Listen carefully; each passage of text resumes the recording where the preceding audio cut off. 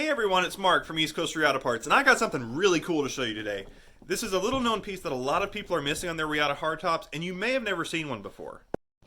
Alright, so if you look in the back on this 91 Reatta hardtop we have here, you will see that we have a factory luggage strap. And this is something that you really don't see on a lot of Reattas. And you may have noticed these little loops in front of the cubby doors and above the ski door. And those loops are actually designed for this strap. It's got special hooks that hook right in there, and you can run it through your luggage and hook it up there, and then another one over there.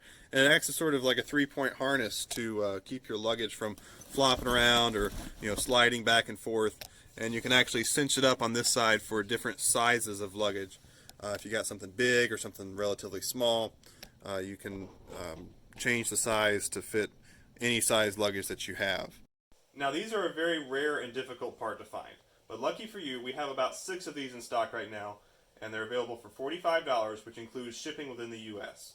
You can check them out on our website, eastcoastreattaparts.com, or you can call us anytime at 919-233-1973.